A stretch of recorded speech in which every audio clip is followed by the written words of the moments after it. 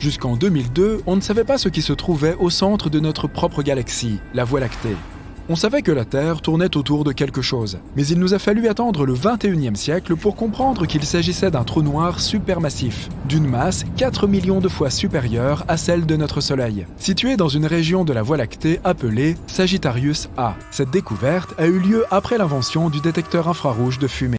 Tu conduis sur l'autoroute, et un semi-remorque de 18 roues arrive rapidement derrière toi. Tu dois changer de voie. Tu regardes dans le rétroviseur. Y a-t-il assez d'espace ? Et tu remarques ces mots sur le rétroviseur. Les objets dans le rétroviseur sont plus proches qu'ils ne le paraissent. C'est la même chose avec la galaxie de la Voie lactée. Une autre galaxie se dirige vers nous, et comme le semi-remorque, elle est plus proche qu'elle n'y paraît. La galaxie d'Andromède, qui était baptisée à l'origine M31 par Charles Messier dans son catalogue des 110 objets flous en 1774, est désormais officiellement appelée NGC 122. C'est le nouveau catalogue galactique 122 en anglais. Andromède, une galaxie en spirale plus grande que la Voie lactée, est si grande et si proche que tu peux la voir sans télescope. En fait, à l'œil nu, elle apparaît à moitié moins large que la Lune. On estime que la galaxie d'Andromède contient 1 trillion d'étoiles, alors que la Voie lactée n'en contient que 300 à 400 milliards. Pour voir la galaxie d'Andromède, tu dois laisser les yeux s'adapter à l'obscurité. Cela peut prendre environ 10 minutes pendant que tes pupilles se dilatent pour absorber le plus de lumière possible. M31 est mieux vu de la fin de l'été à l'hiver, lorsque le grand carré de Pégase, le cheval ailé, est au-dessus de nos têtes. Trace une ligne à travers le grand carré en diagonale vers le haut à partir de l'étoile du coin inférieur. Puis, va un peu plus loin que le carré. La voilà! Mais tu ne pourras toujours pas voir sa taille réelle, à moins que tu ne la regardes du coin de l'œil. Si tu la fixes droit dans les yeux, la galaxie aura tendance à s'effacer. Tu dois utiliser ta vision périphérique pour apprécier la taille de la galaxie d'Andromède. La vision périphérique, ou vision détournée, te permet de voir la lumière de façon plus sensible la nuit, mais sans couleur. Les marins utilisent la vision détournée depuis des siècles pour voir les lumières faibles sur l'océan ou sur la Terre. Aristote a utilisé la vision détournée pour observer l'amas d'étoiles M41 dans Canis Major, comme il l'a décrit dans son livre Meteorologica. Sur une photo prise au télescope, la galaxie d'Andromède semble 6 fois plus large que la Lune, car à l'œil nu, nous ne voyons que le centre lumineux de la galaxie. Une photographie télescopique montre à quel point les bras spiraux de M31 sont vraiment massifs. Et cette galaxie massive se dirige vers nous. Nous sommes face à une future collision massive de galaxies aux proportions vraiment galactiques. Quand cela arrivera, l'humanité devra peut-être aller habiter dans une autre galaxie.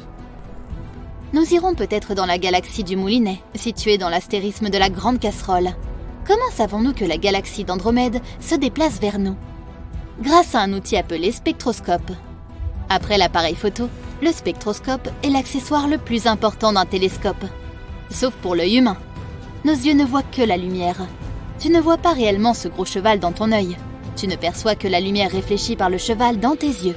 C'est la même chose avec l'espace. Nous ne voyons que la lumière qui en provient. Donc, si nous voulons comprendre l'espace, nous devrons comprendre la lumière.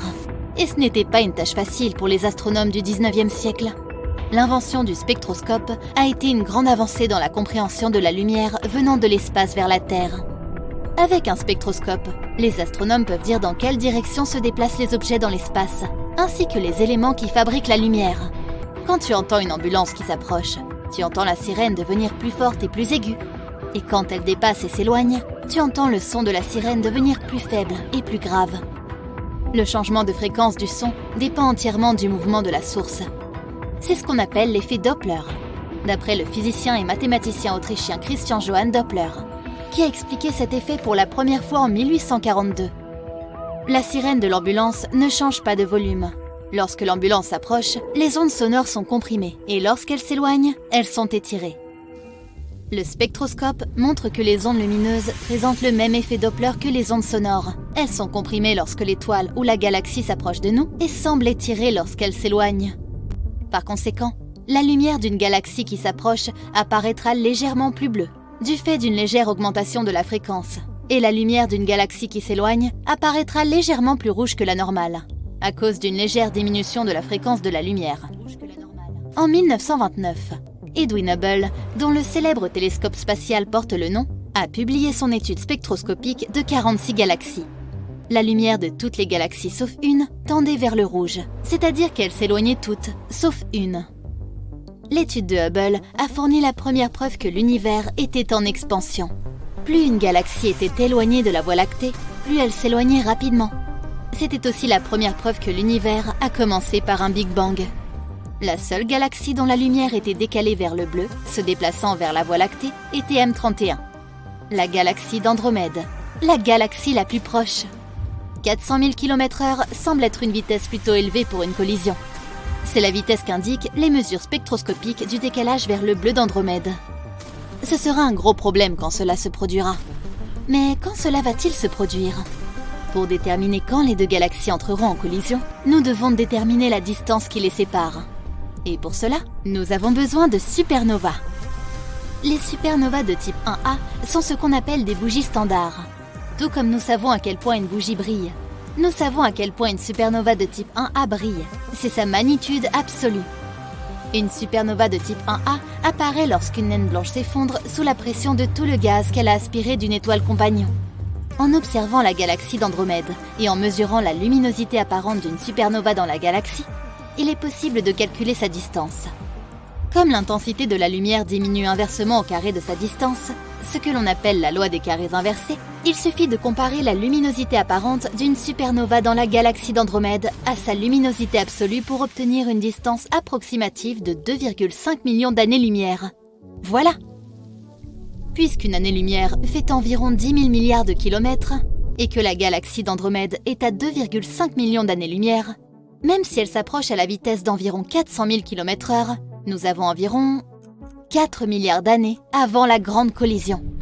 Tu peux donc attendre après le déjeuner, voire après le dîner, pour commencer à faire tes bagages. Pour l'anecdote, si nous voyons la galaxie d'Andromède telle qu'elle était il y a 2,5 millions d'années, et qu'elle s'est déplacée vers la Voie lactée pendant tout ce temps, quelle taille aurait-elle maintenant dans le ciel ?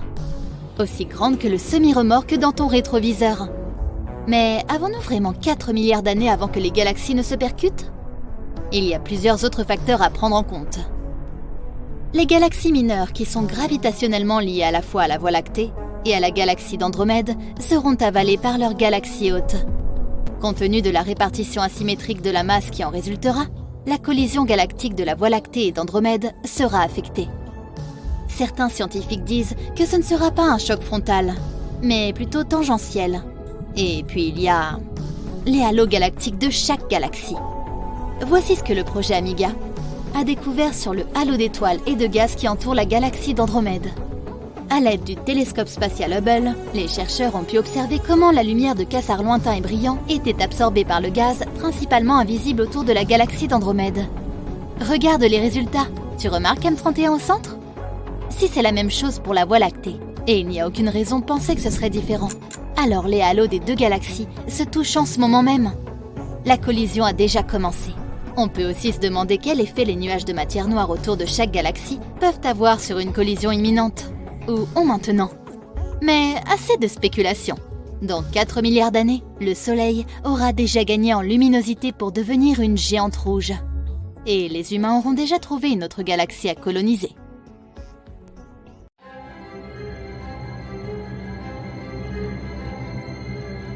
Pour assister à l'un des événements astronomiques les plus importants de tous les temps, il faut se rendre en Amérique du Sud. Dans le désert d'Atacama au Chili se trouve la technologie la plus avancée pour l'observation spatiale. Là, les membres de la communauté royale d'astronomie ont observé pendant 6 mois un trou noir qui a tout simplement absorbé une étoile massive. D'ailleurs, ce sont ces mêmes scientifiques qui ont prouvé qu'au centre de notre galaxie, la Voie lactée, se trouve un trou noir supermassif. Et ils en ont même pris une photo. Pour la première fois de l'histoire, cet événement incroyable s'est produit très près de la Terre. Il faut dire que la distance de 215 millions d'années-lumière est considérée comme assez proche en termes d'astronomie. La lumière produite par cet événement a atteint notre planète en septembre 2019 et même les scientifiques les plus expérimentés ont été ébahis. Imagine une étoile de la taille de notre Soleil, d'environ 1 390 000 km de large. De telles étoiles ont une masse suffisante pour créer un champ gravitationnel puissant, maintenant de nombreuses planètes dans leur orbite. Et maintenant, plaçons un trou noir géant à côté. Le trou est absolument noir, en forme de disque, et pèse 1 milliard de fois plus que cette étoile. La force de son champ gravitationnel est incroyable. Rien ne peut quitter sa force gravitationnelle. Même les objets qui peuvent se déplacer à la vitesse de la lumière tomberont dans ce noir abîme. La lumière elle-même ne peut pas échapper à ses limites. Dès qu'une étoile entre dans le champ gravitationnel d'un trou noir, elle n'a plus aucune chance. Au début, elle essaie de résister à l'attraction du trou noir, mais les couches extérieures de l'étoile commencent à s'étirer vers lui, comme des spaghettis. Cela est dû à une puissante force d'attraction. Si tu avais la possibilité d'étendre ta main vers le trou noir, tu verrais tes doigts commencer à s'étirer et à s'allonger. Cela est dû au fait que la force d'attraction augmente à chaque centimètre. Par conséquent, elle agirait plus fortement sur tes doigts que sur ton bras. C'est pourquoi ce processus d'attraction d'objets dans un trou noir est appelé spaghettification. La première chose à être aspirée dans le trou noir est la couronne de l'étoile, c'est-à-dire son enveloppe extérieure qui est constituée de plasma chaud. Tu pourras remarquer que l'étoile commence à rétrécir. C'est parce que ce plasma constitue la majeure partie de l'étoile. Lorsque ce spaghetti de plasma chaud atteint le trou noir, il peut sembler rester sur le bord du disque et continuer à orbiter autour du trou noir. Mais en fait, il n'est plus possible de revenir en arrière. Les particules de l'étoile ont déjà atteint l'horizon des événements du trou noir. Le champ gravitationnel d'un trou noir courbe la lumière autour de ses bords, de sorte que l'horizon des événements ressemble un peu à un croissant pour l'observateur. On peut aussi remarquer une sorte de chaos dans cet anneau, comme si certaines particules de lumière se déplaçaient dans une direction et d'autres dans une différente. Cela se produit en raison d'un effet de miroir, mais tu peux être sûr que tout ce qui atteint l'horizon des événements sera tôt ou tard entraîné dans la singularité ou la perle noire du trou noir. Une autre illusion que l'on remarque est que les particules d'étoiles se déplacent plus lentement au niveau de l'horizon des événements. Il se trouve que les objets supermassifs, comme les trous noirs, courbent l'espace-temps autour d'eux. Et plus l'objet est massif, plus le temps s'écoule lentement à proximité de lui. Si tu accrochais une montre à côté d'un trou noir et une autre sur un mur de ton salon, tu verrais que la trotteuse de la première bougerait à peine, alors qu'une journée entière passerait sur Terre. En tant qu'observateur, il nous semble que les particules de lumière ralentissent leur mouvement. Mais en réalité, il se peut qu'elles aient déjà été absorbées par le trou noir depuis longtemps. Aujourd'hui, des flux massifs de plasma chaud et rouge éclaboussent l'espace, tout comme la sauce des spaghettis. Lorsqu'un trou noir a absorbé de la matière stellaire, il émet de puissants rayons d'énergie à une vitesse d'environ 10 000 km par seconde. Cette libération d'énergie est accompagnée d'un flash intense. C'est grâce à ce flash que les scientifiques peuvent détecter le processus en premier lieu. Ce phénomène peut être observé lors de l'explosion d'une supernova. Quand il ne reste plus rien du corps de l'étoile, on peut encore voir de la poussière d'étoiles et d'autres particules au niveau de l'horizon des événements du trou noir. Un peu comme le parmesan saupoudré sur les spaghettis. Ok, on arrête la métaphore. Lorsque le processus de spaghettification est terminé, environ la moitié du poids de l'étoile a été projetée dans l'espace sous forme de poussière et de particules incandescentes. L'autre moitié a été absorbée par le trou noir. Les scientifiques ont observé ce processus pendant près de 6 mois. Mais ce qui serait plus intéressant, c'est de plonger soi-même dans un trou noir. On ne peut pas encore le faire, mais on peut simuler le processus. Voici un petit drone, notre ami métallique, notre boulette de viande en somme. En ce moment, il est à une distance sûre du trou noir, l'équivalent d'environ 3 largeurs de l'horizon des événements. Les objets à cette distance peuvent orbiter autour du trou noir en toute sécurité. Un peu plus près et il sera englouti dans l'obscur infini. Ainsi, notre étoile détruite aurait pu survivre en toute sécurité à cette distance. Les planètes aussi peuvent survivre à cette distance. Et s'il existe une source de lumière et de chaleur appropriée à proximité, la vie peut également exister sur ces planètes. Mais notre but est la singularité, et nous guidons le drone le plus proche de l'horizon des événements. Après quelques minutes, la force d'attraction commence à se renforcer, et le drone se met à s'étirer comme un spaghetto. Quand il commence à tourner autour du disque noir, cela signifie qu'il a atteint l'horizon des événements et qu'il a commencé sa descente dans l'abîme noir. Voyons maintenant tout cela du point de vue du drone. Toute la lumière des étoiles qu'il voit devient bleue. C'est ce qu'on appelle le bleuissement gravitationnel. En tombant dans un trou noir, son champ gravitationnel attire les photons de lumière vers celui-ci, leur donnant de l'énergie. Leurs longueurs d'onde se raccourcissent de sorte que les photons rouges deviennent bleus. Le drone continue de tomber et est déjà complètement caché à nos yeux. Et tout ce que voit le robot, c'est un faisceau bleu fin et lumineux.